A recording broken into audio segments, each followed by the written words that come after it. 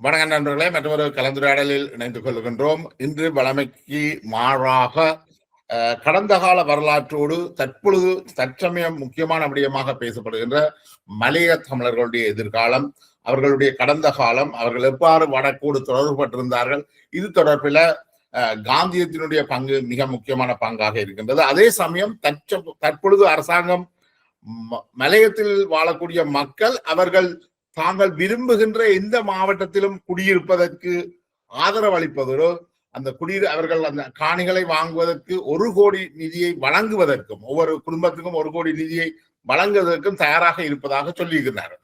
இந்த அடிப்படையில நாங்கள் முதல்ல இந்த காந்தியத்தினுடைய பின்புலம் எவ்வாறு மலையக மக்களும் வடக்கு மக்களும் தொடர்பட்டிருந்தார்கள் என்பது தொடர்பில் பேசுவதற்கு நம்மோடு இணைந்து கொள்கிறார் அரசியல் ஆய்வாளர், காந்தியத்தினுடைய ஆரம்ப கால செயற்பாட்டாளர்களில் ஒருவருமான யோகன் கண்ணமுத்து அவர்கள். வணக்கம் தோழர் அசோக். வணக்கம் ஜெயபாலன். வணக்கம். இப்ப இந்த காந்தியம் தொடர்பில் நீங்கள் உங்களுக்கு அதன் ஆரம்ப காலங்களிலேயே தொடர்பு இருந்திருக்கின்றது. அது இந்த பின்புலம் பற்றி சொல்லுங்கள். ஏனால் தற்பொழுது வடக்குல இருக்கின்ற மக்களுக்கும் இந்த காந்தியத்துக்கும் ஒரு நெருக்கமான தொடர்பு இருக்குன்னு நினைக்கிறேன். அந்த தொடர்புன்ற ஆரம்ப கட்டங்களை இருக்கா சொல்லுங்க ஜெயபாலன். 1977 இலங்கை பெருந்தோட்ட தேசியமயமாக்கப்பட்டது, கேள்விப்பட்டிருப்பீங்க. தோட்டங்கள் தேசியமயமாக்கப்பட்டதுல ஒரு கலவரம் ஒன்று ஏற்பட்டது. அந்த கலவரத்தின் கலவரமாக்கப்பட்டு அந்த மக்கள் வன்முறையால் பாதிக்கப்பட்ட நிலையில்தான் ஒரு குடியேற்ற திட்டங்களை உருவாக்கணும்னு சொல்லி கேசி நித்யானந்தம் கேசி நித்யானந்தம் கேள்விப்பட்டிருப்பீங்க. கேசி நித்யானந்தம் தந்தை கேசி நித்யானந்தம், அடுத்தது திருச்செல்வம் போன்ற ஆட்கள் 1977 டிஆர்ஓ. திருச்செல்வம் நீலம் திருச்செல்வத்துடைய அவர் இல்ல, இது ஒரு வேறு திருச்செல்வம். டிஆர்ஓ தமிழர் புனவாழ்களம் டிஆர்ஓ ஒரு அமைப்பு உருவாக்குறாங்க. அமைப்பு கந்தசாமி அவர்கள் கந்தசாமியும் அதில் இருக்கிறார். கந்தசாமியும் இருக்கிறார். அதே காலகட்டத்தில் காந்தியமும் உருவாக்கப்படுது. இவர்கள் டிஆர்ஓட டொலர் ஃபார்ம் கென் ஃபார்ம் 2 இடங்கள்ல குடியேற்றங்கள் செய்யறாங்க. இந்த டொலர் ஃபார்ம்ன்றது சொந்த காணி, டொலர் கோஆபரேஷன் கேள்விப்பட்டிருப்பீங்க. டொலர் கோஆபரேஷன் சொந்தமான காணிகள். அது மற்ற கென்பாம், அதுவும் கென்பாமும் யாழ்ப்பாணத்தை சேர்ந்த ஒரு கொம்படிக்குரியது. சொந்த காணிகள்ல இவங்க குடியேற்றம் செய்யறாங்களா. அதுல டொலர் கென்ட் என்ற ரெண்டுமே யாழ்ப்பாணத்தவர்களுடைய சொந்த காணிகளா, டொலர் ஃபார்ம் ஒரு 500 ஏக்கர் இருக்கும். கென் ஃபார்ம் 150 ஏக்கர் கிட்ட இருக்கும். ரெண்டும் கோஆபரேஷன், அவங்களை கேள்விப்பட்ட டொலர் கோஆபரேஷன் சொல்லி அவங்களுடைய சொந்த காணிகள். அதுக்கெல்லாம் குடியேற்றாங்களா. அது குடியேற்றம் முல்லைத்தீவு மாவட்டத்தில் அது இருந்தது. வவுனியா மாவட்டத்திலிருந்து காலப்போக்கில் அது அனுராதபுரம் மாவட்டத்தோடு இணைக்கப்பட்டுட்டது. அந்த காலகட்டத்தில் காந்தியம் உருவாக்கப்படுது. காந்தியம் உருவாக்கப்பட்டு மலைய மக்களுக்கான குடியேற்றத்தை முதல் நாவலர் பண்ணையிலையும் பாலமோட்டையிலையும் அவங்களும் செய்யறாங்க. பாலமோட்டையிலையும் 2 பகுதியிலையும் குடியேற்றம் செய்யக்கூடாது. அந்த மக்களுடைய நிலைமையை ஒத்து அவர்கள் அங்க வாழ முடியாத சூழல்ல இந்த குடியேற்றங்கள் வடகிழக்கு பிரதேசங்கள் நடைபெறுது. ஒரு தெளிவுக்காக பாலமோட்டை மற்றது சொன்னீங்க. நாவலர் பண்ணை தான் முதல் ஆரம்பிக்கப்பட்டது. நாவலர் பண்ணை இதுல ரெண்டுமே வடக்குல இருக்கா அல்லது வடக்குலையும் கிழக்குலையும் இருக்கா? 2 வவுனியா முல்லைத்தீவு சேர்ந்த பகுதியில். அதுக்கு பிற்பாடு மட்டக்களப்பு, திருவண்ணாமலை, வவுனியா எல்லா பிரதேசங்களிலும் குடியேற்றங்கள் செய்யப்படுது. குறிப்பா வவுனியா மாவட்டத்துல ஏறக்குறைய 450 குடும்பங்கள் குடியேற்றம் செய்யப்பட்டது. மட்டக்களப்புல ஒரு 250, யாழ்ப்பாண திருவண்ணாமலையில 350, முல்லைத்தீவுல ஒரு 450, சுமார் எண்ணிக்கையில அந்த குடியேற்றங்கள் செய்யப்பட்டது. 2000 குடும்பங்கள் குடியேற்றப்பட்டிருக்கு. 5000 கணக்கின்படி வவுனியாவில் 4500 பேர் இல்ல குடும்பங்கள். வவுனியா முல்லைத்தீவுலாம் முல்லைத்தீவுல குறைந்த அளவுல டொலர் ஃபார்ம் கென் ஃபார்ம் செய்தபடியால் நாங்கள் குறைய செய்தது. அப்ப அந்த டொலர் ஃபார்மும் கென் ஃபார்மும் அது 2 கோஆபரேஷனால் நடத்தப்பட்டது.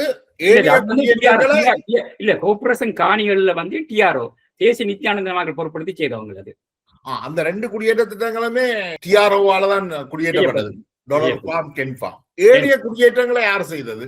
எல்லாம் காந்தியம். அந்த டொலர் ஃபார்ம் கென் ஃபார்ம் மீதுதான் ஊர்காவல் படையோ அதுக்கு பிற்பாடு அவர்கள் வெளியிடப்பட்ட காலப்போக்கில் வெளியிடப்பட்ட அனுராதபுரத்தோடு இணைக்கப்பட்டுள்ளது. பலவந்தமாக மோசமான காடர் எல்லாம் கொண்டு குவிக்கப்பட்டு அந்த காணிகள் பறிமுதல் செய்யப்பட்டு இந்த மக்கள் அகற்றப்பட்டார்கள். அவர்கள்லாம் திரும்பி மலையகத்துக்கு போனவர்கள். சில பேர் திரும்பி காந்திய குடியேற்றங்களுக்கு வந்துட்டாங்க, மிச்ச பேர் அங்க போயிட்டாங்க.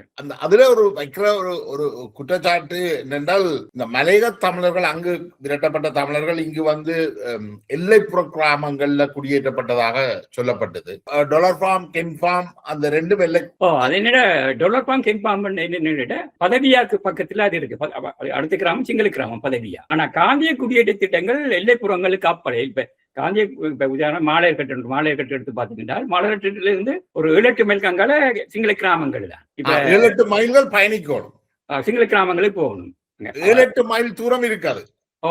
தூரம். இப்ப உதாரணமாக 1 மைல் எல்லைக்குள்ளே குடியேற்றப்படல மக்கள். இப்ப கல்லாறு பண்ணை, செட்டிக்குளம் கல்லாறு பண்ணை எடுத்து பாத்தீங்கன்னா, கல்லாறு பண்ணைக்கு அங்கால சிங்கள கிராமங்கள் தான். இந்த அந்த பிரதேசங்கள், அந்திய பிரதேசங்கள்லாம் காணிகள் இருந்தது. காடுகள் வெட்டப்பட்டு காணிகள் உருவாக்கப்பட்டது. இந்த குடியிருப்பு காணிகள் அங்கதான் இருந்தது. இப்ப பன்குளத்தை எடுத்து பாத்தீங்கன்னா, பன்குளம் வந்து தமிழ் பிரதேசத்துக்குலாம் பன்குளம் இருந்தது.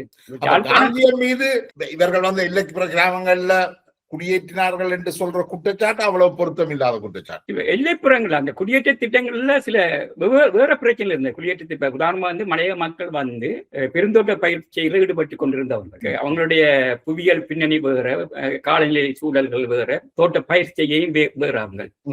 அவர்கள் ரப்பர், தேயில இதை வேலை செய்த அவங்களுக்கு வந்து அங்க உபத்தொழிலாக வந்து கேரட், பீட்ரூட், லீக்ஸ் எல்லாம் செய்து கொண்டு இருப்பாங்க. வடகிழக்கு பிரதேசங்களுக்கு வரக்குள்ள அவங்கள பயிற்சிகையில அவங்களுக்கு போதிய அனுபவம், போதிய காலநிலையும் ஒரு பிரச்சனை. அடுத்தது நிரந்தர வருமானம் பெற்றவங்க. மலையகத்துல வந்து அவங்க நிரந்தரமான வருமானத்துக்கு உழைப்பாளர்கள் வந்து நிரந்தர வருமானம் பெற்றவங்க. அப்புறம் குடியேற்றம் செய்யக்குள்ள எல்லாத்தையும் இல்லாமல்தான் அவங்க குடியேற்றம் செய்ய போறாங்க. காந்தியம் பொருட்படுத்துறது என்னென்றா, ஒரு வருஷத்துக்குரிய அவங்களுக்கு அத்தியாவசிய அடிப்படை தேவைகள் எல்லாத்தையும் காந்தியம் பூர்த்தி செய்தது. அவங்களுக்கு கோஆபரேட்டிவ் ரீதியாக அனைத்தும் கொடுக்கப்பட்டு கூட்டுப்பண்ணைகள் உருவாக்கப்பட்டது. அவங்களுக்கு கூட்டுப்பண்ணையில வேலை செய்து அந்த கூட்டுப்பண்ணை கூடாக விவசாயத்தை செய்து உற்பத்தியை பெருக்கிறது. அவங்களுக்கான பாடசாலைகள், போசாக்கு உணவுகள், பால் விநியோகம், பல்வேறு அவங்களுக்கான அத்தியாவசிய அனைத்து சேவை, வைத்திய சேவைகள், அடுத்து பயிற்சிகள், தொழில் பயிற்சி எல்லாம் கொடுக்கப்பட்டு ஒரு வருஷத்துக்குரிய அவங்களை பூரணமாக தங்கள் கால்களில் சுயமாக அணிக்கக்கூடிய சூழலை காந்தியம் ஏற்படுத்தினது. அது ஒரு அரச நிறுவனமாக இல்லாவிட்டால் கூட ஒரு நீண்ட கால திட்டத்தோட அந்த திட்டம் நடைமுறைப்படுத்தப்பட்டது. காந்தியத்தினுடைய 77 தொடங்கப்பட்ட அந்த திட்டம் வந்து நீண்ட கால திட்டம். மக்களை பூர்ணமான தொழில் முனைவோர்களாக அவங்க தங்களோட பொருளாதார ரீதியாக விருத்திப்பட்டு அவர்கள் வடக்கு கிழக்குல வாழணும் தான் எங்களுடைய காந்தியத்தின் விருப்பமா இருந்தது. அதுக்கான முயற்சியத்தை மேற்கொள்ளப்பட்டது. அப்போது தமிழரசு கட்சி வச்ச விமர்சனம் என்று கேட்டால், நாங்கள் இந்த குடியேற்றம் செய்வது வந்து வாக்கு அரசியலுக்காக நாங்கள் குடியேற்றம் செய்யறோம், காந்தியம் எதிர்காலத்தில் ஒரு அரசியல் வாக்கு அரசியலுக்காக இந்த குடியேற்ற திட்டங்களை செய்யறேன்னு சொல்லி தமிழரசு கட்சி தான் எதிர்த்தது. அமெரிக்கம் போன்றவங்களும் அதை எதிர்த்தவங்க. சிங்கள கட்சிகள் எதிர்க்கல, சிங்கள கட்சிகள் எதிர்க்கல, வெங்கள கூடுதலா எழுத்தவங்க. தமிழ் தேசியத்தின் இந்த போக்கு அல்லது தமிழ் தேசியம் கையில எடுக்கிற விஷயங்கள் எல்லாம் தமிழ் மக்களுக்கு நீண்ட காலத்துல நன்மை தரக்கூடிய விடயங்களுக்கு எதிராகத்தான் இவர்கள் எப்பவுமே குரல் எழுப்புகிறவர்களாக இருக்கிறார்களா? காந்தியத்தின் மீது இவர்கள் சுமத்திய குற்றச்சாட்டுகள் பேரினவாத அரசுக்கு சாதகமா போயிட்டு தான். இலங்கையின் வடக்கு கிழக்குல நான் திருப்பி சொல்ற ஒரு விஷயம், வடக்கு இலங்கையின் ஜனத்தொகை அடர்த்தி குறைந்த மாவட்டங்கள்ல 5 மாவட்டங்கள், அதுல 4 மாவட்டங்கள் வடக்குல இருக்குது. கிளிநொச்சி, மன்னார், முல்லைத்தீவு, வவுனியா, அடுத்தது மொனராகல. அப்ப இந்த 4 மாவட்டங்கள்லையும் ஜனத்தை கொண்டு வர வேண்டிய தேவை இருக்குல்ல. அடுத்தது பலவந்தமாக நாங்கள் மலையக மக்களை குடியேற்ற அவங்களுடைய விருப்பத்தின் அடிப்படையில குடியேற்றம் செய்யப்பட்டு அனைத்து அத்தியாவசிய உதவிகளும் நாங்கள் அளிச்சிருக்கிறோம். பால்மா, போசாக்கு உணவுகள், ஒரு வருஷத்துக்குரிய அடிப்படை சகல சில அடிப்படைகள் எல்லாம் பூர்ணமாக அவங்களுக்கு கொடுக்கப்பட்டு ஒரு இங்கத்திய உற்பத்தியெல்லாம் ஈடுபடுறது. இப்ப தோட்ட பயிற்சியில ஈடுபட்டு அவங்களுக்கு வந்து இங்க இந்த தோட்ட பயிர்ல ஒரு வித்தியாசமான பயிற்சியை தான் இங்க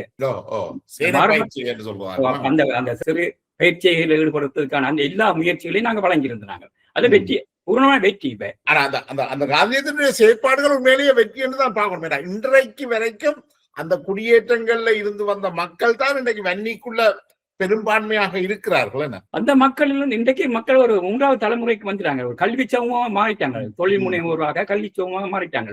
இன்றைக்கு வவுனியாவிட கிளிநொச்சியில பெரும்பான்மையாக்கள் காந்திய கிராமங்கள்ல இருந்து வந்தவங்க தான். இப்ப நீங்க பெரும்பாலான பேர் சொல்ல முடியும், அது வேண்டாம். பெரும்பான்மை மக்கள் வைத்தியர்களா இருக்கிறாங்க, அட்வொகேட்டா இருக்காங்க, கல்வியாளர்களா இருக்கிறாங்க. பெரும்பான்மை மக்கள் கல்வி சமூகம் மாறிட்டாங்க அந்த பொருளாதார. என்னென்ன யாழ்ப்பாணத்துல ஒப்படைக்கலை இணைய விடுதலை அமைப்புகள் அதை கொஞ்சம் ஆழமா நாங்கள் பார்ப்போம். இன்றைக்கும் வந்து இந்த சிலவளை எனக்கு ஆச்சரியமா இருக்கிறது என்றால், அப்லோட் வந்து பல்வேறு படுகொலைகளை எல்லாம் வவுனியால வச்சு செய்து என்று சொல்லப்படுது. ஆனா அதே நேரம் புலட்டுக்கு ஒரு ஒரு ஒரு உறுதியான வாக்கு வங்கி ஒன்றும் அதுக்குள்ள இருக்குது. EPRLFக்கும் அப்படித்தான் நினைக்கிறேன். அது வந்து இந்த காந்தியத்தின் செயற்பாடு அந்த வாக்கு வங்கி தான் புலட்டுக்கு பெரிய ஒரு பக்கபலமா இருக்கு. இந்த வவுனியால புலட்டு வந்து ஆட்சி செய்தது தவறான வழியிலே ஆட்சி செய்தது ஒழிய அந்த மக்கள் செல்வாக்குக்கு உட்பட்டது காரணம் வந்து காந்திய குடியேற்ற திட்டங்கள் தான். அதை புலட் வந்து தவறாக பயன்படுத்தி கொண்டாங்க. காலப்போக்கில் தவறாக பயன்படுத்தி கொண்டாங்களே ஒழிய அது அந்த பண்ணைகளில ஒரு ஆரோக்கியமான சமூகத்தை நாங்க உருவாக்கி இருக்கிறோம் தான் சொல்லணும். அது எனக்கு குறிப்பாக எங்க வாசிச்சேன்னு தெரியல. ஆனா அதுல ஒரு ஒரு கருத்தொண்டு அந்த நேரம் நான் வாசிச்சிருந்தேன். மலையக மக்கள் தங்களுடைய அடிமை இந்த தேயிலை தோட்டங்கள்ல அடிமைகளாக இருந்து விடுபடணும் என்றால் அவர்கள் தேயிலை தோட்டங்களை விட்டு வெளியேறணும் என்ற ஒரு கருத்து அந்த அந்த அன்றைய காலகட்டங்கள்ல இருந்து எண்ணெய். அது இதொரு சிக்கலான பிரச்சனை என்று கேட்டால், இப்ப ஒரு காலகட்டத்துல நாங்கள் அந்த குடியேற்றங்களை வரவேற்று நாங்கள் அங்க குடியேற்றங்களுடைய மலைய மக்கள் தங்களுடைய பிரதேசங்களை விட்டு வெளியேறி, அதாவது தவிர்க்க முடியாத இனக்கலவரங்களால் பாதிக்கப்பட்ட மக்கள் வடகிழக்கில் குடியேறது வேற பிரச்சனை. ஆனா இனக்கலவரம் மற்ற நிலையில ஒரு காலகட்டத்தில் என்ன நடக்குதுன்னு கேட்டால், மலைய மக்கள் தங்களுக்கான ஒரு சுயாதீனமான உரிமைகளை பெறுவதற்கான கடமை அவங்கள்ட்ட உருவாகுது. காரணம் வந்து மலைய மக்கள் மலைய மக்கள் இயக்கம் தொடங்கப்பட்ட போது, மலைய மக்கள் முன்னணி தொடங்கப்பட்ட போது எங்களுடைய அமைச்சர் சந்திரசேகரன் மலைய மக்கள் முன்னணி சந்திரசேகரன் அவர்கள், VA காதர், தர்மலிங்கம் போன்றவர்கள் அவர்கள் வந்து மலைய மக்களோ தேசினமாக அங்கீகரிக்கிறாங்க. மலைய மக்களுக்குரியது. அந்த மலைய மக்களோ தேசினமாக முதல் வந்து இந்திய வம்சாவளியினர், தோட்ட தொழிலாளர்கள் என்ற பெயர்களை அகற்றிவிட்டு மலைய மக்களுக்குரியது, அவர்கள் தேசியம் என்ற முதல் கோஷத்தை வந்து மலைய மக்கள் முன்னேதான் உருவாக்குது. தீர்த்தக்கரையோட பத்திரிகை உருவாக்குறாங்க. அதுல அந்த பத்திரிகைகள் கூட Lawrence, VT Dharmalingam, VA Khader, Chandrasekaram போன்ற ஆட்கள் உருவாக்கி அந்த தேசியவாதத்தை உருவாக்குறாங்க. அப்ப அந்த தேசியவாதம் கட்டமைக்கப்படக்குள்ள ஒரு சிக்கல் வரும் என்று கேட்டால், தேசியவாதம் உருவாக்கி வரக்குள்ள அந்த மக்கள் அந்த இடத்தை விட்டு அகன்றாங்கன்னு சொன்னால் இந்த தேசியவாதம் பலவீனப்பட்டு போகும். அதே நேரம் இன்னும் ஒரு சிக்கல் இருக்குன்னு கேட்டால், ஒரு தேசியவாத உருவாக்கத்துக்கு நிலம் முக்கியமானது. இப்ப நாங்களும் ஒரு பூர்வீக தமிழர்களுடைய பூர்வீக தாயக பிரதேசங்கள் என்று தானே அதை கூற பாக்குறோம். வடகிழக்கு என்றது வடகிழக்கு சொந்த பிரதேசமாக இருக்கிறபடியா வடகிழக்கு வாழ்கின்ற மக்களுக்கு காணி உரிமைகள் சொந்தமாக்கப்பட்டிருக்கிறது. அவர்கள் நிலத்தோடு பிணைக்கப்பட்டிருக்கிறார்கள். மலையத்தில் ஒரு பிரச்சனை, மலைய தேசியவாதம் உருவாக்கப்பட்டாலும் மலைய மக்கள் தோட்ட தொழிலாளர்களாக தான் இருக்காங்க. அவங்க சொந்த காணிகள் இல்லை. அவர்கள் தோட்டத்தோடு தான் இணைக்கப்பட்டிருக்கிறார்கள், நிலத்தோடு இணைக்கப்படவில்லை. அப்ப தேசியவாத சிந்தனை என்னதான் உருவாக்கப்பட்டாலும் அவர்கள் தொழிலாளர்கள் தான். இப்ப அவர்கள் நிலத்தோடு பிணைக்கப்படணும் என்றால் அவர்களுக்கான காணி உரிமை வழங்கப்படணும். அந்த மக்கள் அந்த மண்ணுக்குரிய உரிமைகளை கோரவழிக்கிறாங்க. தேசியமாக அங்கீகரிக்க கோருவார்கள், உரிமைகளை கோருவார்கள். அந்த தேசியமாக அங்கீகரிக்காமல் தேசியமாக உருவாகாமல் தடுப்பதற்கான அடிப்படை பிரச்சனை அவர்கள் நிலமற்றவர்களாக வச்சிருப்பது. அதைத்தான் இப்ப அரசு இப்ப ஒரு 77 கலவரத்துக்கு பிற்பாடு நினைத்திருந்தால் இலங்கை அரசு வந்து நிறைய காணிகளை கொடுத்திருக்கலாம். இப்ப உதாரணம் வந்து இப்ப சிங்கள மக்கள் குடியேற்றப்பட்டவங்க, இப்ப காமினி திசா நாயக்கா ஊடாக சிங்கள காடையர்கள்லாம் சிங்கள மலைய பிரதேசங்கள் குடியேற்றப்பட்டிருக்காங்க. நிறைய காணி அரசியல்வாதிகளுக்கு நிறைய காணிகள் இருக்கு. சிங்கள அரசியல்வாதிகளுக்கு தமிழ் அரசியல்வாதி இப்ப வடிவேல் சுரேஷ் இருக்காரு. வடிவேல் சுரேஷ் அவருக்கு நுரலியால மாவட்டத்தில் மட்டும் தோட்டக்காணிகள், அதாவது கலாச்சாரமாக எடுத்த தோட்டக்காணி 50 ஏக்கர் கிட்டே இருக்கு அவருக்கு நுரலியால் மாத்திரம். அப்படி நிறைய தமிழ் எம்பிக்கள் மலைய பிரதிநிதிகளாக தங்களை காட்டிக்கொள்கின்ற எல்லா அமைச்சர்களுக்கும் பராண உறுப்பினர்களுக்கும் மலைய காணிகள் இருக்கு. அதே நேரம் தோட்டங்களுடைய சொந்த காணிகள் நிறைய போயிட்டு இருக்கு தான். இப்ப ஜிஜி பொன்னம்பலம் போன்ற அவங்க ஜிஜி பொன்னம்பலத்துக்கு நிறைய காணிகள் இருக்குது.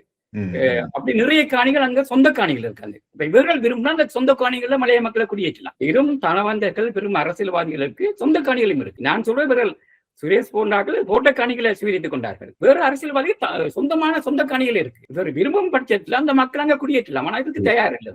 வடகிழக்குல வந்து குடியாம வச்சுடுறாங்க. இது ஒரு அரசியல் சித்து விளையாட்டு இவர்கள் சேர்வையில.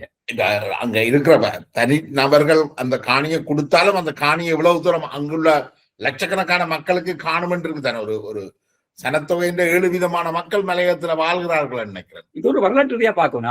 1871ஆம் ஆண்டு மலைய மக்களோட எண்ணிக்கை வந்து 24,1871. அதுக்கு பிற்பாடு பிரஜா உரிமை சட்டம் வந்தது. சிங்கள மக்கள் மலைய மக்கள் இந்தியாவுக்கு அனுப்பப்பட்டார்கள். ஜிஜி பொன்னம்பலம் வாக்களித்து மக்கள் அனுப்பப்பட்டார்கள். அதுக்கு பிறகு ஸ்ரீமா சாஸ்திரி ஒப்பந்தம், அதுல கொஞ்சம் பேர் அனுப்பப்பட்டார்கள். ஸ்ரீமா இந்திரா காந்தி ஒப்பந்தம், அது கூட கொஞ்சம் பிளான போட்டாங்க. இப்ப சமீபகால கணக்கெடுப்புல படி நான் நினைக்கிறேன் 1921ஆம் ஆண்டு எடுக்கப்பட்ட கணக்கெடுப்பின்படி 8 லட்சம் மலைய மக்கள்லாம் இருக்கிறாங்க.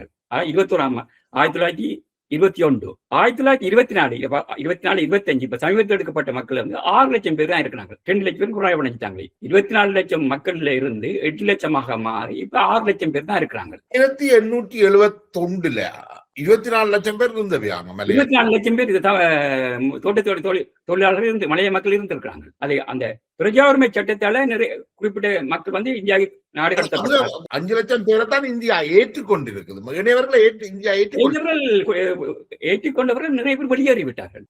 மலையத்தை விட்டு வெளியேறி வேற மாவட்டங்கள்ல தான் இருக்கிறாங்க. இந்தியாவுக்கும் போயிருக்கிறாங்க, வேற மாவட்டங்களுக்கும் போயிருக்கிறாங்க. அடுத்தது இன்னொரு கணக்கெடுப்புல இன்னொரு தவறு நடக்குது என்று கேட்டால், குடிசன மதிப்பீட்டின் பிரகாரம் வந்து சான்றிதழின் அடிப்படையில் குடிசன மதிப்பீடு எடுக்கப்படுவதில்லை.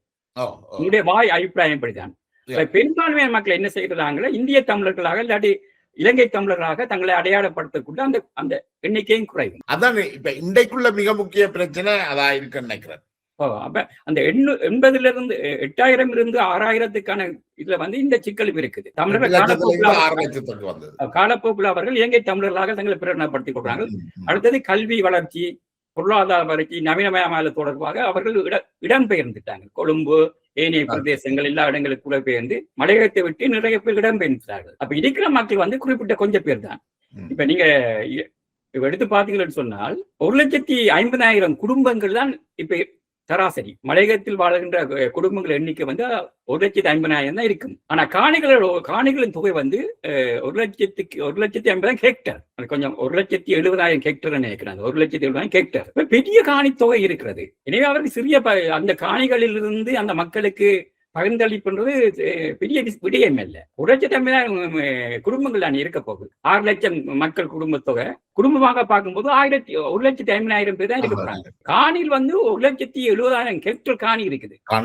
போதுமான அளவு காணிகள் இருக்கு. விரும்பும் பட்சத்துல அந்த காணிகள் கொடுக்கும் பட்சத்துல அந்த நீலாமங்களுக்கு சொந்தமாகி ஒரு மலைய மக்கள் என்ற தேசிய உணர்வு அவங்களுக்கு வரும். அது அரசு நல்லா உணர்ந்து அந்த நடவடிக்கை எடுக்க தயாரில்லை. அவர்கள் வந்து காணிகளுக்கு பணத்தை கொடுத்து ஏனைய இடங்கள்ல குடியேற்றம் செய்ய விரும்புவதை ஒழிய மலையகத்துல குடியேற்றம் செய்ய விரும்பல தானே இந்த அரசு. எந்த அரசு? இது ஆரம்பத்துல நாங்கள் இதை கொஞ்சம் பின்னோக்கி பார்த்தோம் என்றால், இந்த மலைய தமிழர்களுடைய பிரஜா உரிமையை பறித்ததுக்கு முக்கிய காரணமாக இருந்தது இந்த மலைய தமிழர்கள் வந்து தொழிற்சங்கங்களோட தங்களை இணைச்சு கொண்டதால இந்த அவர்களுடைய வாக்குகள் இடதுசாரி கட்சிக்கு சென்றபடியால் தான் அரசு வந்து இவர்களை பிரஜா உரிமை அற்றவர்கள் ஆக்கினது என்றதை நீங்கள் என்னன்னு பாக்குறீங்க? உண்மை. 1977க்கு முன்பாடு ஆரம்ப காலத்துல பாத்தீங்கன்னா இப்ப 66 இலங்கைக்கு முன்பு 1948 இலங்கை பிற்பாடு சுதந்திர இலங்கை பிற்பாடு 60களில் பிரஜா உரிமையை பறிக்கிற சட்டம் 49லயே வந்துட்டது. அதுக்கு முற்பாடு இருந்து நான் நினைக்கிறேன் 55ல கூட வந்து அதுக்கு படிப்படியாக பறிக்கப்படுது. 48ல பறிக்கப்பட்டு படிப்படியாக பறிக்கப்படுது. அடிப்படை காரணம் தான் ஆரம்ப காலத்துல கம்யூனிஸ்ட் பார்ட்டியால 17 அங்கத்தவர்கள் தெரிவு செய்யப்பட்டிருக்காங்க மலையகத்துல இருந்து. அந்த மலையகத்துல கம்யூனிஸ்ட் பார்ட்டி தொழிற்சங்கங்கள் உருவாகி 17 அங்கத்தவர்கள் தெரிவு செய்யப்பட்ட உடனே அரசுக்கு ஒரு பயம் வந்துட்டு தோட்டத்தில் இருந்த வடசாரி தொழிற்சங்கவாதிகளும் துணை போனார்கள் மக்களை இந்தியாவுக்கு நாடு கடத்தல. உண்மையிலே பிரச்சனை கேட்டா அந்த அங்கத்தவர்கள் தெரிவுதான் 17 கம்யூனிஸ்ட் பார்ட்டி அங்கத்தவர்கள் தெரிவு செய்யப்படத்தை இல்லாம ஆக்கணும்ன்றதுக்காகத்தான் அந்த 1948ல இந்த பிரஜா உரிமை சட்டம் கொண்டு வரப்படுகிறது. ஆனால் இந்த பிரஜா உரிமை சட்டத்துல இந்தியாவுக்கு கிட்டத்தட்ட 5 முதல் 10 லட்சம் இல்ல 5 லட்சம் மக்கள் அப்படிதான் அனுப்பப்பட்டிருக்கணும் நான் நினைக்கிறேன். 5 லட்சம் வந்து சினிமா சாஸ்திரியோ அந்த அதாவது 1948ஆம் ஆண்டு 5 லட்சம் மக்கள் வெளியிடப்படுறார்கள். ஒரு சினிமா சாட்சி ஒப்பந்தத்தாலே மக்கள் போறாங்க. சினிமா இந்திரா காந்தி ஒப்பந்தம் அது கூட நிறைய பேர் போறாங்க. ஆனா அது சொல்லப்படுது என்னென்றால் ஆரம்பத்துல போன அந்த 5 லட்சம் பேருக்கே இந்தியா வந்து தன்னுடைய பிரஜா உரிமையை வழங்கல. அவர்கள் நாடற்றவர்களாக இந்தியாவுல கூட அவர்கள் நாடற்றவர்களாக வாழ்கிறார்கள். அதுக்கு பிற்பாடு செய்து கொள்ளப்பட்ட ஒப்பந்தங்கள்ல சொல்லப்பட்ட அந்த மக்களை இந்தியா ஏற்கல என்றும் பிற்பட்ட காலங்கள்ல அவர்கள் அனைவருமே இலங்கை பிரஜைகளாக பிரஜா உரிமை வழங்கப்பட்டதாகவும் சொல்லப்படுது. அங்க அந்த 1948ஆம் ஆண்டு போன பெரும்பான்மையானருக்கு பிரஜா உரிமை இந்தியாவில் வழங்கப்படல. இப்ப நீலகிரி, உதகை மண்டலம் போன்ற பிரதேசங்கள் இன்றைக்கு கூட அவங்களுக்கு பிரஜா உரிமை வழங்கப்படல தானே. இப்ப இந்தியா அவங்களை வாயிலாம் ஏற்றுக்கொண்டது ஒழிய அவங்களுக்கு எந்த வசதி வாய்ப்புகளையும் பெற்றுக் இன்றைக்கும் இந்த மலையக தமிழர்கள்ல கணிசமானவர்கள் இந்தியாவின் மண்டபம் முகாம்ல இன்றைக்கும் இருப்பதாக சொல்லப்படுது. அவர்கள் தோட்ட தொழிலாளர்கள் போய் அவங்க வேலையாற்றி மிக கூலிகளாக போய் மிக மோசமான நிலைமை, பொருளாதார தாழ்வு நிலைமைக்கு போயிருக்கிறாங்க. இந்திய அரசாங்கம் ஒப்பந்தம் படி அவங்களுக்கு எந்த பெரிய வசதியும் செய்து கொடுக்கப்படலாங்க. அவர்கள் இலங்கையில இருந்திருந்தால் வசதி வாய்ப்போடு இருந்திருப்பாங்க. அவர்கள் படுமோசமாக நடத்தப்படும். இன்றைக்கும் கூட இந்தியாவுக்கு போன மலைய மக்களுக்கு எந்த வாய்ப்பு வசதிகளும் இல்லை. கல்வி வசதி இல்ல, பொருளாதார வசதி இல்ல, தொழில் வாய்ப்புகள் இல்ல. தொழிலாளர் காங்கிரஸ் தொண்டமான் சௌமியமூர்த்தி தொண்டமான் பற்றி பல்வேறு விமர்சனங்கள் இருக்குது. அவர்கள் இந்த மலைய மக்களை எப்படி அந்த தோட்டங்களோட இணைச்சிருந்தார்கள். ஆனால் அவருடைய சாதனையில ஒன்றா சொல்லப்படுறது அந்த மக்களுக்கான அந்த பிரஜா உரிமையை மீள பெற்றுக் கொடுத்து அதை நீங்க என்னன்னு பாக்குறீங்க? தொண்டமான் ஆரம்ப காலத்துல தொண்டமானுடைய அந்த தொண்டமான் மலைய மக்களுக்காக உருவாக்கப்பட்ட தொழிற்சங்கங்கள் மலையக காங்கிரஸ் இருக்குத்தானே. மலையக மக்களுடைய அந்த தொழிற்சங்கங்கள் தொண்டமான தொழிற்சங்கம் பெரிய தொழிற்சங்கங்கள். ஆரம்ப காலத்துல தொண்டமான அந்த மலையக மக்களுக்காக பாடுபட்டார். அந்த பிரஜா உரிமை இலங்கை அரசோடு சேர்ந்து பிரஜா உரிமை பெற்றுக் கொடுத்தது தொண்டமானுடைய பங்கு பெரிய பங்கு. ஏண்டா அவர் காலத்து காலம் பேரினவாத இலங்கை அரசோட அந்த ஒப்பந்தங்களை செய்து கொண்டு அந்த மக்களுக்கான சேவை செய்தால் அந்த அடிப்படையில தொண்டமானுடைய சில ஆரம்பகால நடவடிக்கைகள் ஏற்றுக்கொள்ளப்பட வேண்டியதான். காலப்போக்குள்ள அவர் தொழிற்சங்களை உருவாக்கி மலைய மக்களை சுரண்டு வேற வரலாறு. ஆனா ஒரு காலகட்டத்தில் தொண்டமானுடைய அந்த பிரஜாவுரிமை பெற்றுக் கொடுத்ததுல இருந்து பெரிய பங்கு தொண்டமானுக்கு இருக்குதுன்னு சொல்ல வேணும். அதாவது இந்த மலைய தமிழருடைய வாக்குரிமை ஐக்கிய தேசிய கட்சிக்கு கிடைக்கும் என்றதை உறுதி செய்ததன் மூலம் தான் அவர் அந்த பிரஜா உரிமையை வென்றெடுக்கிறார். ஆரம்ப கம்யூனிஸ்ட் பார்ட்டி இடதுசாரி இயக்கம் அங்கத்தவர்கள் தெரிவு செய்யப்பட்ட பிற்பாடு அந்த அது குறைக்கப்படுது. அங்கத்துவம் குறைக்கப்பட்டு ஜிஓம்பியினுடைய அங்கத்துவம் அதிகரிக்கப்படுது. அந்த அங்கத்துவம் அதிகரிக்கப்பட்டதுக்கு அடிப்படை காரணம் தொண்டமான் தான். தொண்டமானுடைய அந்த நடவடிக்கைக்காக குறிப்பிட்ட மக்களுக்கு பிரஜா உரிமை வழங்கப்படுது. அரசியல் நகர்வை தமிழ் தேசியம் அங்கால செய்ய இல்லையா? அது தமிழ் தேசியம் அதை வேற வகையில தமிழர்களுடைய உரிமைகளை வென்றெடுக்கிறதுக்காக இதே ஸ்ட்ராட்டஜியை இங்கால பாவிக்கல. அதை என்னன்னு பாக்குறீங்க? செய்திருக்கலாம். செல்வா பண்டா ஒப்பந்தம், பல்வேறு ஒப்பந்தங்கள் போடப்பட்டதானே. தீவிரவாத அரசனுடைய நடவடிக்கைகள் இருந்தாலும் கூட நான் முதல் உரையாடல சொல்லியிருப்பேன். பேச்சுவார்த்தை ஊடாக தீர்க்கக்கூடிய பல்வேறு விஷயங்களை இவர்கள் சத்தியாகிரகத்துக்கு கூடாக மிக மோசமான நிலைக்கு கொண்டு போனாங்க. பல்வேறு விஷயங்களை பேச்சுவார்த்தைகளை தீர்த்திருக்கலாம். அங்க எவ்வாறு பேரினவாத அரசு சிங்கள தேசியவாதத்தை உருவாக்கியதோ அதே மாதிரி இவர்களுக்கு ஒரு தமிழ் தேசிய உருவாக்கம் ஒன்று தேவைப்பட்டது வாக்கு அரசியலுக்காக. இப்ப உண்மையை உரையாடல் கூடாக பேச்சுவார்த்தை கூடாக தமிழ் மக்களுக்கான உரிமையை பெற்றிருக்க முடியும். பேரினவாத அரசனுடைய ஒடுக்குமுறை இருந்தது என்பது உண்மைதான். அதுல ஒரு மாற்று கருத்தும் இல்ல. அந்த ஒடுக்குமுறையை தீர்ப்பதற்கான வழிமுறைகள் எவ்வளவு இருந்த போதிலும் இவர்கள் கையாளல. இவர்கள் ஒரு போராட்ட வடிவங்களாக உருவாக்க வலிக்கிட்டாங்க. சத்தியாகிரகங்கள் உருவாக்குனாங்க. அப்ப அது ஒரு சிங்கள பக்கத்துல அது இன்னொரு மிக மோசமான தமிழருக்கான வெறுப்பை ஏற்படுத்தி அது மிகப்பெரிய பேரினவாத சக்தியாக வளர்ந்துச்சு. அதைத்தான் இவர்களும் எதிர்பார்த்தது. ஏன்னா எப்பயும் அரசியல்வாதிகள் வாக்கு அரசியல், பாராளுமன்ற உறுப்பினர் பதவி, பாராளுமன்ற கதிரைக்கான ஆசை எல்லாம் இருக்கும். இன்றைக்கு கஜேந்திரகுமார் பொன்னம்பலம் தொடக்கம் சிறிதரன் வரை செய்கின்ற அதே விலையை தான் அந்த காலகட்டத்தில் தமிழ் கட்சியும் செய்கிறது. நினைத்திருந்தால் தமிழ் கூட பிரச்சனையே தனிநாடு. ஆனால் ஒரே நாட்டுக்குள்ள சமத்துவமாக நாங்கள் வாழ்ந்திருக்க முடியும். நாங்கள் காட்டிய மிக மோசமான இனவரி அது அங்க தாக்கத்தை கொடுக்கும். அங்கத்திய இனவரி இங்கத்தை தாக்கத்தை கொடுக்கும். அந்த இனவரி தாக்கங்களை ஊக்குவித்தவர்கள் இந்த அரசியல்வாதிகள் தான். சாதாரண மக்கள் இணைந்து வாழத்தான் ஆசைப்பட்டவர்கள். அப்ப அந்த மக்கள் மத்தியில இனவரியை ஊட்டினது சிங்கள மக்கள் மத்தியில சிங்கள இனவாதிகள், தமிழ் மக்கள் மத்தியில தமிழ் அரசியல்வாதிகள். இவர்கள் இதை சரியான முறையில கையாண்டிருந்தால் நாங்கள் பிற்பட்ட காலங்களில் நடந்த 50,000 போராளிகளுடைய இழப்பு, 1 லட்சம் மக்களுடைய இழப்பு, கல்வி, பொருளாதாரம் எல்லாத்திலையும் இதை நாங்கள் இந்த நிலைமைக்கு வந்திருக்க தேவையில்லையா இருந்திருக்கு. ஆரம்ப காலத்திலே நீங்கள் சுதந்திரத்துக்கு முற்பட்ட காலத்திலிருந்து இனவாதம் இருந்ததுதான். இனவாதம் அநாகரிக தர்மபாலா காலத்திலிருந்து பௌத்த தேசியவாதம் உருவாக்கப்பட்டது, இனவாதமாக வளர்க்கப்பட்டு அது மிக மோசமாக இருந்தது. 1915ஆம் ஆண்டு நடந்த முஸ்லிம் கலவரத்துல தமிழர்களும் சிங்களவர்களும் ஒரு அணியில தான் நின்றிருக்கிறார்கள். என்ன சேர்பொன் அருணாச்சலத்தை, ராமநாதன் எல்லாம் கொண்டாடின ஒரு சமூகம் தானே சிங்கள சமூகம். சேர்பொன், ராமநாதன், அருணாச்சலம் போன்றவர்களே சிங்கள சமூகம் ஒரு சீர்திருத்த ஆணைக்கு மேற்பட்ட காலத்துல இவர்கள் அரசியல்வாதிகள் சிங்கள அரசியல்வாதிகள் இவங்களை ஏற்றுக்கொண்டு தான் இருக்காங்க. மேலே உறுப்பினர்களாக, ஆனால் சிங்கள மக்களுடைய ஏக பிரதிநிதிகளாக இவர்கள் தான் இருந்திருக்காங்க. தமிழ் சிங்கள, அதாவது உயர் வர்க்கத்தினுடைய சிங்கள தமிழ் உயர் வர்க்கத்தினுடைய பிரதிநிதிகளாக அருணாசலம் போன்ற ஆட்கள்லாம் இருந்திருக்காங்க. அப்ப ஏற்றுக்கொள்ளப்பட்டிருக்காங்க. சிங்கள தலைவர்களோட, சிங்கள எலிட் தலைவர்களோட சேர்ந்து ஒடுக்கப்பட்ட தமிழ் வேட்பாளரை தோற்கடிச்சும் இருக்கணும். அந்த பேர் எனக்கு வர இல்லை. அதுவும் வர்க்க அரசியல். அந்த வர்க்க அரசியல் அவங்க இணைந்துதான் இருந்திருக்காங்க. அப்ப ஒடுக்கப்பட்ட மக்களுடைய வாக்க புறவணும்னு சொன்னா இனவாதம் வளர்க்கப்படணும். சிங்கள பக்க மக்கள் பத்தி இனவாதம் வளர்க்கப்படணும், தமிழ் மக்கள் மத்தியில் இனவாதம் வளர்க்கப்படும். வர்க்க ரீதியாக இருக்கிற மேல் வர்க்கத்துக்கு இன முரண்பாடு எல்லாம் இருக்காது. அங்க வர்க்க முரண்பாடு தான் இருக்கும். உயர் வர்க்க சிங்களவர்களும் உயர் வர்க்க தமிழர்களும் அந்நியோன்யமாக தான் இருப்பாங்க. அது அவர்களுக்கு பிரச்சனை இல்லை. தமிழ் தேசியவாதம் என்ற போர்வையிலிருந்து இனவாதம் தான் தமிழ் மக்களுக்கு ஊட்டப்பட்டது, சிங்கள மக்களுக்கு சிங்கள இனவாதம் ஊட்டப்பட்டது. இப்ப அரசியல் தலைமைகள் செய்த தவறுகள் தான். ஆனா அதுக்கு அந்த அரசியல் தலைமையில முற்போக்கான தலைமையிலும் உருவாகினதானே. எஸ்டி பண்டாரநாயக்கா ஸ்ரீமா சந்திரிகா காலத்துல அதுக்கான வாய்ப்புகள் கிடைக்கும்.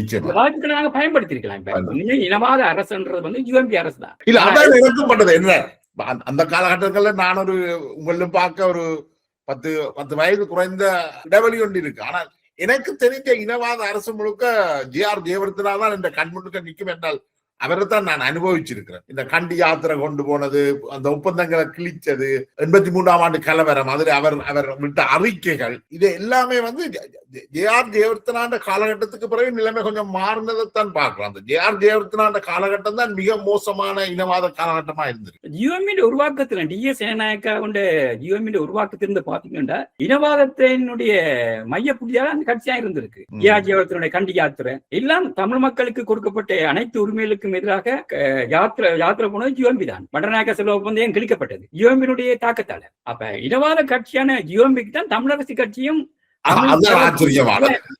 மிக ஆதரவை கொடுத்து கொண்டிருந்தது இந்த கட்சிகளுக்கு தான். இது ஒரு வர்க்க அரசியல். இப்ப ஒரு பண்டாரநாயக்காவுக்கோ இல்லாட்டி ஸ்ரீமாவுக்கோ இல்லாட்டி சந்திரிகாவுக்கோ தமிழரசு கட்சிவாதிகள் ஆதரவு கொடுத்தில்லை. இன்ற வரை மாறிக்கு ஆதரவு கொடுக்குறாங்க. ஒரு காலத்துல பீட்டர் கொள்விநாட்டி சில்வா எல்லா பேரும் ஸ்ரீமாவோ ஆட்சியில அங்கம் வைத்தவர்கள், முற்போக்கான சக்தி. அந்த காலகட்டத்தில் பிரச்சனை தீர்த்துக்கலாம். ஆனா அவர்கள் எப்பயுமே ஸ்ரீலங்கா சுதந்திர கட்சிக்கு ஆதரவு அளித்தவர்கள் அல்ல. பீட்டர் கொள்விநாட்டி சில்வா போன்றவர்கள் இடதுசாரி இயக்கத்தில் இடதுசாரி கோட்பாடோடு இருந்தார்கள். இல்ல, நாங்க விரும்பின தீர்வு எடுத்திருக்காட்டிலும் நாங்கள் இந்த பிரச்சனைய ஓரளவுக்கு தீர்த்து நாங்க இவ்வளவு இழப்பை சந்திச்சிருக்க வேண்டிய அவசியம் இல்லை, தீர்த்திருக்கலாம். ஆனா இவர்கள் மிக மோசமான இனவாதிகளாக வலதுசாரியாக தான் செல்வநாயகன் தொடக்கம் மித்தவரை சிறுதரம் வரையும் இருக்கிறாங்க. நாங்கள் இந்த ஆயுத போராட்டத்துக்கு முதல் இந்த காந்தியத்தின் செயற்பாடுன்றது இன்றைக்கு பார்க்கக்குள்ள கூட அது ஒரு மிக ஆரோக்கியமான அரசியல் நகர்வாகத்தான் எனக்கு படுகிறது. அந்த காந்தியத்தினுடைய செயற்பாடு, குறிப்பாக நினைக்கிறேன் அவருடைய பேர் டேவிட் ஐயா, அடுத்தது டாக்டர் ராஜசுந்தரம், இவர்களுடைய செயற்பாடு அன்றைய காலத்துக்கு ஒரு முற்போக்கு பாத்திரம் எடுத்திருக்கிறார்கள். அல்லது எதிர்காலத்தை சரியாக எதிர்வு கூறியிருக்கிறார்கள் என்று நான் நினைக்கிறேன். உண்மையிலேயே டேவிட்டியா ராஜேந்திரம் போன்றவர்கள் காந்தியத்தை உருவாக்குனதுக்கு அடிப்படை காரணம் மலைய மக்கள் குடியேற்றங்கள் மாத்திரம் இல்ல, தமிழ் மக்களை அரசியல் சமூக பொருளாதார ரீதியாக மேம்படுத்தல், சுய உற்பத்திகளை ஊக்கப்படுத்தல், வடகிழக்கில் சுயசார்பு பொருளாதாரத்தை ஊக்கப்படுத்தல். உதாரணமாக நீங்கள் வெறுமனுமே விவசாய குடியேற்ற திட்டங்களில் மாத்திரம் காந்தியம் ஈடுபடல. தமிழ் பல்கலைக்கழக சிந்தனை கூட டேவிட் இருந்தார் உருவான. அதுக்கான காணிகள் திருவண்ணாமலை வாங்கப்பட்டு டேவிட் ஆர்கிடெக்டா இருந்து தமிழ் பல்கலைக்கழகத்தை உருவாக்குவதற்கான ஆர்கிடெக்டா இருந்தவர் டேவிட்டையா. குழப்பினர் இந்த தமிழ் கட்சிவாதிகள் தான். அதுக்கு வேற வரலாறுலாம் இருக்குது. உண்மையிலேயே வடகிழக்குல காந்தியம் தடை செய்யப்படாமல் இருந்திருந்தால் சுயாபிவிருத்தி, விவசாயம் மற்றும் பல்வேறு தொழிற்சாலைகள் உருவாக்கப்பட்டிருக்கும், கல்விச்சாலைகள் உருவாக்கப்பட்டிருக்கும், பல்வேறு பயிற்சி நிறுவனங்கள் உருவாக்கப்பட்டிருக்கும். பல்வேறு பெருமளவுல நடக்காவிட்டாலும் ஒரு குறிப்பிட்ட அளவில நாங்கள் மாற்றங்களை கொண்டு வந்திருக்க முடியும்னு நான் நினைக்கிறேன். இல்ல, இப்ப இன்றைக்கு நாங்கள் எங்க நிக்கிறோமோ அதுல இருந்துதானே நாங்கள் பார்க்கலாம், ஒப்புட்டு ரீதியா பார்க்கலாம். அந்த காந்தியத்தை முன்னெடுக்கல நாங்கள் இழந்தது ஒன்றும் இல்லை. இன்றைக்கு இன்றைக்கு வடக்கு எங்கட சனத்தொகை அடர்த்திய தக்க வச்சு கொண்டிருக்கிறது இன்றைக்கு வன்னி மாவட்டங்கள்ல மட்டும்தான் சனத்தொகை வளர்ந்து கொண்டிருக்கு. வடக்குல அப்படி யாழ் மாவட்டத்துல சனத்தொகை குறைஞ்சு கொண்டுதான் போகுது. 2025 சனத்தொகை கணக்கெடுப்புல படி தமிழ் பிரதேசங்கள்ல சனத்தொகை குறைஞ்சிருக்குது, மலையகத்துல சனத்தொகை குறைஞ்சிருக்குது, தமிழ் பேசும் மக்கள் மத்தியில சனத்தொகை குறைஞ்சிருக்கு. இதை நாங்கள் வெறுமனவே சிங்களவர்களுடைய திட்டமிட்ட இனாலிப்பு சொல்லி இல்லாத என்றால் இது இனாலிப்பு அல்ல, தமிழ் மக்களுடைய வெளியேற்றம் தான் கூடுதலாக. வடகிழக்குல இருந்து மக்கள் இப்ப இனவாத நடவடிக்கை கூட வெளியேற்றப்பட்டாங்க, வெளியேறிட்டாங்க. மலைய மக்களுக்கும் அதே பிரச்சனை. மலைய மக்கள்கிட்ட இன்னொரு பிரச்சனை, மலைய மக்களுடைய இந்த 2ஆம் தலைமுறை 3ஆம் தலைமுறையினுடைய கல்விகள் உறவுகள் வெளி மாவட்டங்கள் கூட போயிட்டு, அப்ப அவர்கள் அந்த மலையத்துல வாழாமல் முழுக்க முழுக்க நகர்ப்புறங்களை சார்ந்து போயிட்டாங்க. அப்ப அதால சனத்தொகை குறைஞ்சிட்டது. அப்ப இன்றைய காலகட்டத்துல இப்ப சுமந்திரனோ கணேசன் சொல்ற மாதிரி குடியேற்றம் செய்வதுன்றது மிக முட்டாள்தனமான, மிக மோசமானது. இன்னும் அந்த மக்களை ஐதாக்கவும் அந்த மக்களை குறைக்கவும் தான் அது வரும். அப்ப இந்த தேசியவாத சிந்தனைகள் ஸ்ரீலங்கா அரசு என்ன நினைக்கிறோம் அதுக்கு சாதகமாக தான் இவங்களுடைய நடவடிக்கை போகும். அந்த தேசிய உருவாக்கமும் இல்லாம போயிட்டு உண்மையிலேயே தேசிய உருவாக்கம் பண்ணி அந்த மக்கள் அந்த நிலத்தோட பிணையணும்னு சொன்னால் அங்கே அவர்களுக்கான காணி கொடுக்கப்படும். காணி கொடுக்காத வரையும் அவர்கள் தொழிலாளர்கள் தான். ஒன்று புல் ஃபேக்டர், அடுத்தது புஷ் ஃபேக்டர். இப்ப நாங்க என்ன பாக்குறோம்னா மலைய மக்களை இங்க நோக்கி தள்ள பாக்குறோம். ஆனா அவர்களே விரும்பி வருவார்களாக இல்லை ஒரு புல் ஃபேக்டராக இருந்தால், அதாவது வடக்குல நாங்கள் மலைய தமிழர்களுக்கான அந்த அங்கீகாரத்தை கொடுத்து அவர்களுக்கு ஒரு அரசியல் பிரதிநிதித்துவம் கொடுத்து அதுக்கு அவர்களுக்கு வளமான பூமிகளை கொடுத்திருந்தால் நாங்கள் ஒருத்தரும் கேட்க தேவையில்லை, அவர்கள் தாங்களாகவே ஒவ்வொருத்தராக குடியேறி இருப்பார். ஆனால் கடந்த கால அனுபவங்கள் அப்படி இருக்கே இல்ல. விமர்சனங்கள் வரத்தான், விமர்சனங்களை கட்டாயம் உருவாகத்தானே வேணும்.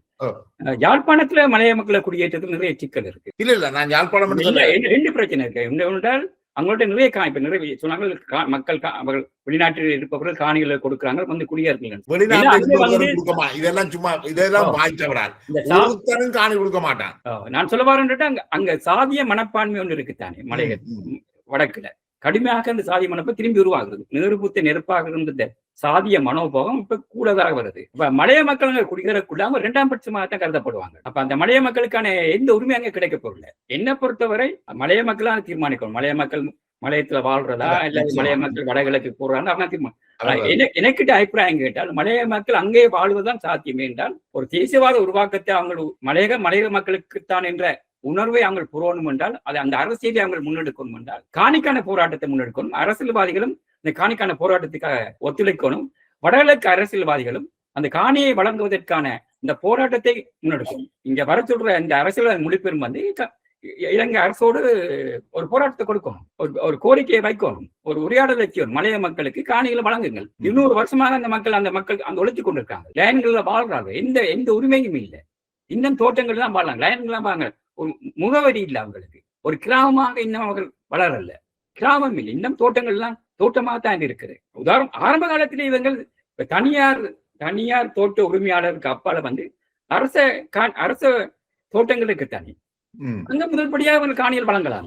முதல்படியாக அரசாங்கம் அரச தோட்டங்களுக்கு காணிகளை அந்த மக்களுக்கு வழங்கலாம். ஆனா அரசு காணிகளை வழங்கினால் அவர்கள் தொடர்ந்தும் இந்த தேயிலை தோட்டங்களோடு தானே பிணைக்கப்படுவார்கள் தொழில் ரீதியாக. இப்ப இன்னைக்கு இலங்கையின் சம்பளங்களை நாங்கள் பார்த்தோம்டா, இப்பொழுது தேசிய மக்கள் சக்தி அரசு வந்த பிறகுதான் அவர்களுடைய சம்பளம் 1750 மாறி இருக்கு. ஆனால் அதுக்கு முதல் வரைக்கும் அவர்கள் இலங்கையுடைய 2ஆம் தர பிரஜைகளாகத்தானே அவர்களுக்கு சம்பளம் வழங்கப்பட்டது. அவர்களுக்கு காணி இருந்தால் கூட அவர்கள் பெறுகின்ற சம்பளம் இலங்கையின் ஏனைய பகுதிகளை காட்டிலும் 50% குறைவாக இருந்தது. அப்ப அவர்கள் அந்த தோட்டங்கள்ல இருந்து தங்களை விடுதலை செய்கின்ற பொழுது அவர்கள் தங்களோட கல்வியை வளர்த்துக் கொள்றதுக்கான வாய்ப்புகள் எல்லாம் கூடுதலாக கிடைத்திருக்கும் என்ற ஒரு வாதம் வைக்கப்படுது. குறிப்பாக பெருமாள் கணேசன் அவர் மலையகத்தில் இருந்து புலம்பெயர்ந்தவர். அவர் சொல்றார், தான் இங்கால வடக்குக்கு வந்தபடியால் தான் ஒரு அரசாங்க உத்தியோகஸ்தராக அதிபராக வளர்ந்திருக்கிறார். அதே போன்று ஹம்ச கௌரி சிவஜோதி அவர்கள் இங்கு வந்ததால மலைய தமிழர்கள் வன்னிக்கு வந்த மலைய தமிழர்கள் கால ஓட்டத்தில் அரச உத்தியோகங்களுக்கு எல்லாம் போயிருக்கிறார்கள். மலையகத்திலே இருக்கிறதிலும் பார்க்க இங்க வரைக்குள்ள அந்த உந்துதல் கூடுதலாக இருக்கு. எஸ்தாரும் அதைத்தான் சொல்ற. நான் நினைக்கல நீங்கள் சொல்றதுல ஒன்றுல நான் உடன்படுறேன். நாங்கள் யாரும் எந்த தீர்வையும் மலையக மக்கள் மீது திணிக்க கூடாது. இது ஒரு பெரிய ஒரு சிக்கலுக்கான பிரச்சனை கேட்டால், நீங்க சொல்றது 100க்கு நியாயமான பிரச்சனை கேட்டால், மலைய மக்கள் இந்த உழைப்பாளர்களாக காணியேற்றவர்களா இருக்கிறார்கள். அப்ப அவர்கள் தோட்டத்தோடு எப்படி பிணைக்கப்பட்டிருக்கிறார்கள்? தொழிலாளர்களாக, கூலி உழைப்பாளர்களாக பிணைக்கப்பட்டிருக்கிறார்கள். அவர்கள் வாழ்க்கையில முன்னேறணும் என்றால் கல்வி சமூகம் மாறணும், பொருளாதார சமூகம் மாறணும். இப்படி பொருளாதார சமூகமாக இல்லை என்று அவங்களுக்கு வழங்கப்படுற சம்பளம் மிக குறைந்த சம்பளம். அப்ப பொருளாதார கல்லூரியா அவங்க வளர்க்கணும்னா அந்த தோட்டத்தை விட்டு வெளியேறணும். அவங்க தோட்டத்தை விட்டு வெளியேறணும் பிரதேச கொழும்பு பிரதேசம், வடக்கு பிரதேசம் தொழில் வாய்ப்புகளை தேடி போகணும், கல்வியை பெறணும். அப்ப கல்வி வாய்ப்புகள் பெறக்கூட அவங்க திரும்பி தோட்டத்துக்கு போக போறோம் இல்லைன்னா லயன்ஸுக்குள்ள வாழ மாட்டாங்க, கூலி தொழில் செய்ய போறது. மலையம் அன்றைய அந்த பிரதேசங்களில் வாழ்கின்ற மக்களின் அடர்த்தி குறைவடையும். அப்ப அங்க ஒரு என்ன பிரச்சனை நடக்கும்னா, அந்த மலைய தேசியவாதம் பற்றி கதைக்கின்ற அரசியல்வாதிகள் அல்லாட்டி சமூக அக்கறையாளர்கள் இதை ஏற்றுக்கொள்ள மாட்டாங்க. அவங்களுக்கு அது பலவீனமா போகும். மக்கள் மலையத்தை விட்டு வெளியேற என்ன நடக்கும் கேட்டால், இந்த மலையக தேசியவாதம் இல்லாம போகும்.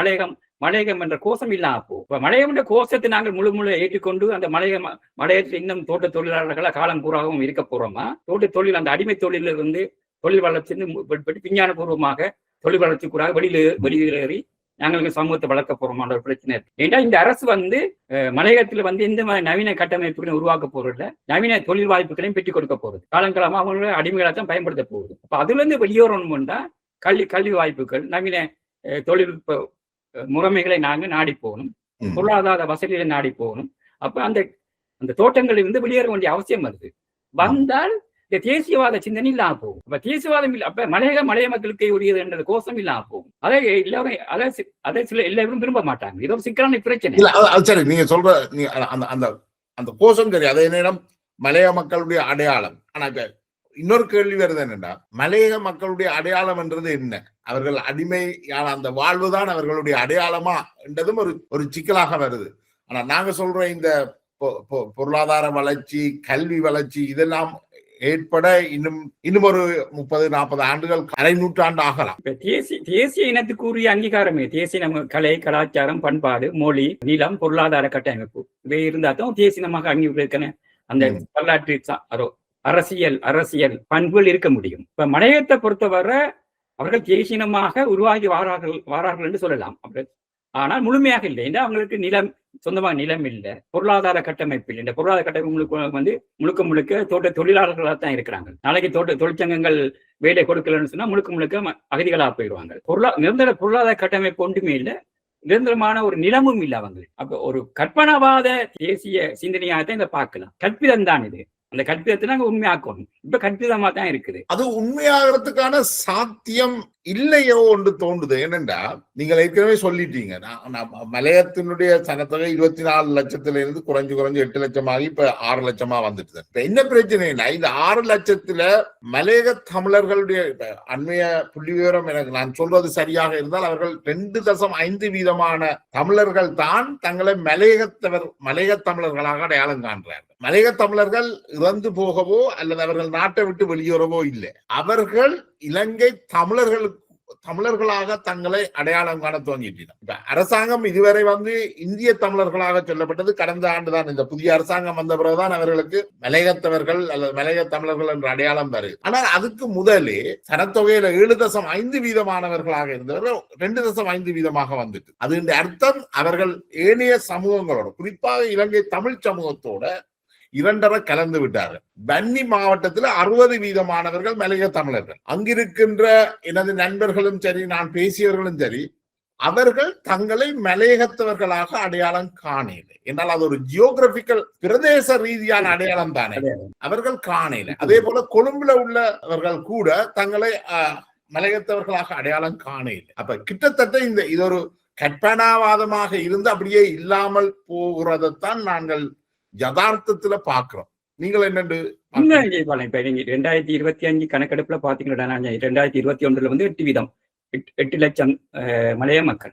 இதுல 2025 6 லட்சம் மலைய மக்கள். 2 லட்சம் குறைஞ்சிட்டு. 2 லட்சம் குறைஞ்சதுக்கு காரணம் வெளியேற்றம். அடுத்து அந்த மக்கள் தங்களுடைய மலைய மக்களாக தங்களை ஐடென்டிஃபை பண்ணிட்டு தங்களை இலங்கை தமிழர்களாக ஐடென்டிஃபை பண்றாங்க.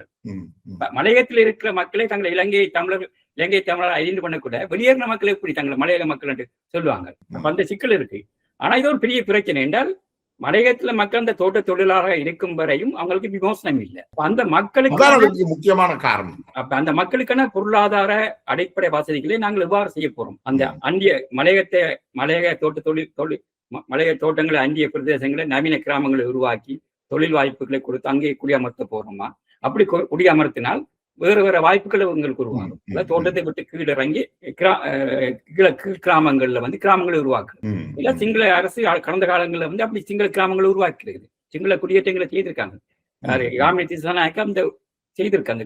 அப்படியே சிங்கள ஆட்களை கொண்டு கண்டி சிங்களவர்களை கொண்டு குடியமர்த்திருக்கிறாங்க. அப்ப அந்த பிரதேசங்கள்ல நவீன கிராமங்களை உருவாக்கி அனைத்து வசதியும் கொடுத்தா தொழில் வாய்ப்புகள் உருவாகும். அப்ப அந்த மலையகம் என்ற இந்த சிந்தனையும் அதோட இருக்கு. அதை ஒட்டிய பிரதேசங்கள் வாழ்கின்ற காலத்துல மலையகம் என்ற சிந்தனை உருவாகும். ஆனா அதை விட்டு அவர்கள் வடக்கு கிழக்கு கொழும்புக்கு வரக்குள்ள நீங்க சொல்ற மாதிரி அவர்கள் மலைய மக்களாக ஐடென்டிஃபை பண்ண அவசியம் இல்லை. அதையும் விரும்ப மாட்டாங்க. ஏன்னா நீங்க உங்களை இப்ப சந்தலாயில இருக்கிற மக்களையோ, இப்ப தருமபுரத்தில் இருக்கிற மக்கள், இப்ப கனகபுரம் மலையாளபுரத்தில் இருக்க மக்கள் மலைய மக்கள் தங்களை சொல்றல தானே அவர்கள் இரண்டரை கலந்து விட்டார்கள். உறவுகள் எல்லாம் வந்துட்டு பண்புலத்துல இருக்கிற மலைய மக்களை போய் மலைய மக்களை நீங்க சொல்லல. அவர்கள் திருவண்ணாமலையை பிறப்புடமாக கொண்ட வடகிழக்கு மக்கள் தான். இது ஒரு உரையாடலுக்குரிய அனுப்பி. இப்ப தோழர் காதர் அவர்கள் மலைய மக்கள் மலையகத்தில வாழணும்னு சொல்லி இந்த தேசியவாத சிந்தனையை உருவாக்குனது மிக முக்கியமானவர்.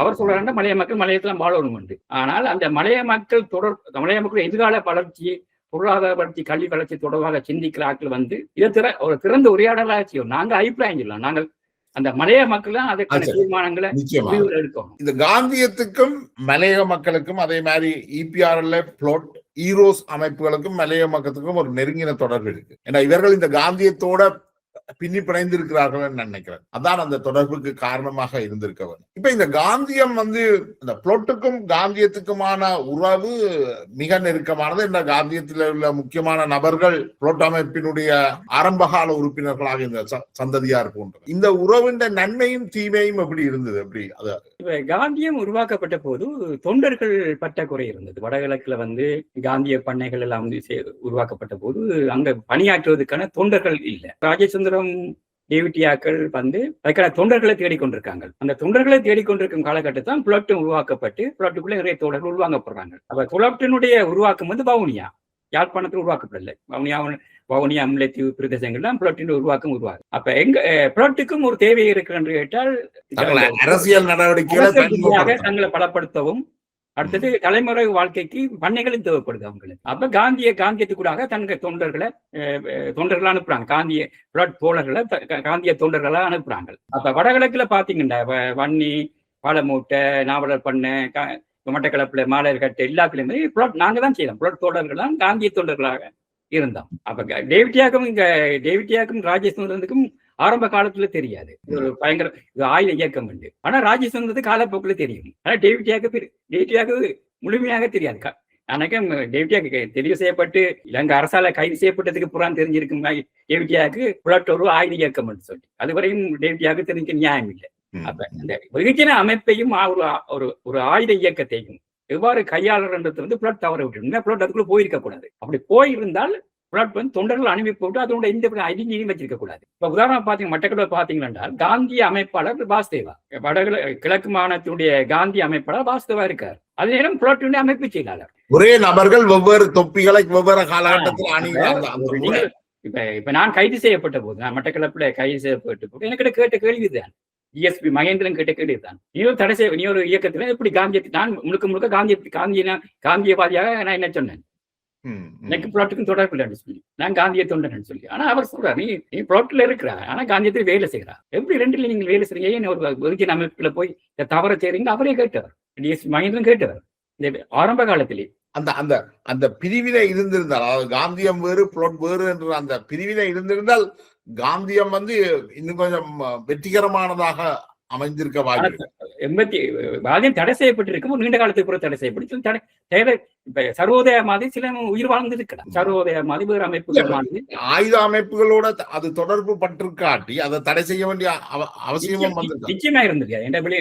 நிச்சயமா இருந்திருக்காது. ஆயுத ரீதியான அமைப்புகளோடு காந்தியம் உறவு கொள்ளாமல் இருந்திருந்தால் அது சுதந்திரமாக இயங்கியிருக்கும். அது ஒரு சர்வோதயம் மாதிரி வெவ்வேறு அமைப்புகள் ஒரு வெகுஜன அமைப்புகள் மாதிரி, ஒரு உதவி அமைப்புகள் மாதிரி அதுவும் இயங்கி இருக்கும். அதன் உயிர் வாழ்க்கை இப்பயும் இருந்திருக்கும். அதை நாங்கள் அந்த அமைப்பை இல்லாமக்கினத்துல இந்த இயக்கங்களுக்கு ஏன்னா எப்பவுமே இந்த விடுதலை இயக்கங்கள் வெகுஜன அமைப்புகளை கையாளுறதுல எப்பவுமே தவறு விட்டீங்கன்னா ஒன்று தங்களுடைய இயக்கத்தினுடைய உப அமைப்புகளாக மாற்றி புலிகளும் அந்த வேலை செய்தது. அரசியல் தெளிவொண்டு இவர்கள் இவற்றை பெரும்பாலும் அந்த அந்த காலகட்டத்துல புலிகள் தெளிவுட்ட அரசியலே இல்லை, அது வேற விஷயம். ஆனா பிளாட் இபிஆர்ல வீரோஸ் போன்ற அமைப்புகள்கிட்டையும் தெளிவான ஒரு அரசியல் போக்கு இருக்கு. நிச்சயமா இல்லை. இந்த வெகுஜன அமைப்புகளை எப்படி கையாளுறதுல வந்து வெகுஜன அமைப்பு சுதந்திரமானவை. இப்ப மாணவர் அமைப்புகள், எழுதுவிளைஞர் சங்கம், மீனவர் அமைப்புகள், விவசாயிகள் சங்கம் எல்லாம் சுதந்திரமா இயங்கும். ஆனா இயக்கத்தின் உப அமைப்புகள் இருக்கக்குள்ள அது இயக்கத்தோட ஐடென்டி பண்ணப்படுதாங்க. அவர்கள் அடையாளம் காணப்படுவதற்கு அந்த அந்த அமைப்பு வெகுஜன அமைப்புகளும் அழிக்கப்படும் என்ற அந்த சிந்தனை இவர்கள்ட்ட இருக்கல. இல்லை, என்னன்னு கேட்டாலும் இவர்கள் எல்லா தங்களுடைய அதிகாரங்களை எல்லா அமைப்புகளையும் செலுத்துகின்ற அந்த அதிகார மனப்பான்மை. அடுத்தது இந்த ஒரு அரசியல் தெளிவு இல்லை. இப்ப நான் உட்பட இல்லாப்பிட்டே அந்த அரசியல் தெளிவு உண்மைதான் இந்த உபமைப்புகளை ஏற்பட்ட நாங்க விட்ட தவறு. நாங்களும் அதை ஏற்றுக்கொண்டுதான் செய்தோம். நாங்கள் அந்நேரம் இப்ப ஜோதிக்குலாம் தெரியுது தவறுண்டு. அந்நேரமும் நாங்கள் அதை ஏற்றுக்கொண்டுதான் அதுக்குள்ள இயங்கினோம்.